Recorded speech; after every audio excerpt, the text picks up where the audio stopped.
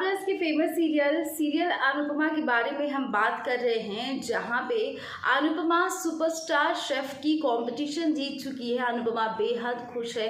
अनुपमा के साथ साथ बापूजी, माँ, काव्या, डिम्पी और किंजल और परी और साथ में बीजी और जशदीप भी बहुत खुश है। अनुज भी कोई कम खुश नहीं है।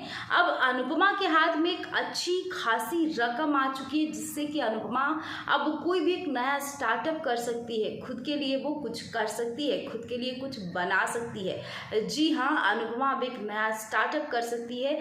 ऐसा ही कुछ हुआ है अब। लेकिन अनुपमा अब जो है अनुज कपाड़िया की बिजनेस पार्टनर बनेगी। बिल्कुल सही सुना आपने, कानों पे विश्वास नहीं हो रहा है ना, लेकिन दिल थाम लीजिए। जी हाँ, क्योंकि अनुपमा बनने वाली है अनुज की बिजनेस पार्टनर, क्योंकि अनुज ने उसे पार्टनरशिप ऑफर किया। अनुपमा के पास तो अब पैसे भी हैं, अब तो अनुपमा कुछ भी कर सकती है।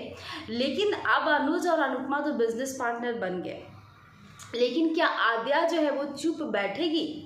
क्या अब श्रुति कोई नई चाल नहीं चलेगी? क्या वो ऐसे ही अनुज को अनुपमा के साथ बिजनेस पार्टनर बनते हुए देखेगी? तो चलिए सबसे पहले आपको थोड़ा सा बैकग्राउंड बता देते हैं। दरअसल अब तो अनुपमा के हाथ में एक अच्छी खासी रकम है, तो अब अनुज कपाड़िया और अनुपमा साथ में मिलकर वो बिजनेस करेंगे, यानी कि अब बिजनेस पार्टनर बन गई है। जब इंडिया में बिजनेस था अनुज का, वहाँ पे अनुपमा उसकी बिजनेस पार्टनर थी, तो वो उस समय की बात अलग थी, क्योंकि उस समय अनुपमा अनुज कपाड़िया की वाइफ थी। उस समय अनुपमा मिसेज अनुज कपाड़िया थी। जी हाँ, और यहाँ पे भाई वो तो कुछ भी नहीं है, यहाँ तक कि तो अनुज की शादी भी किसी और से होने वाली है। लेकिन अब जो है आद्या भी बहुत ज़्यादा परेशान होने वाली है, क्योंकि आद्या और श्रुति जितना चाहते हैं कि अनुपमा अनुज से दूर रहे, वो लोग जितनी भी कोशिश करते हैं, लेकिन हर बार अनुपमा एक मजबूती के साथ मिलती है। और अब तो अनुज और अनुपमा बेहद करीब आने वाले हैं। जी हाँ, क्योंकि दोनों बिजनेस पार्टनर बन गए हैं।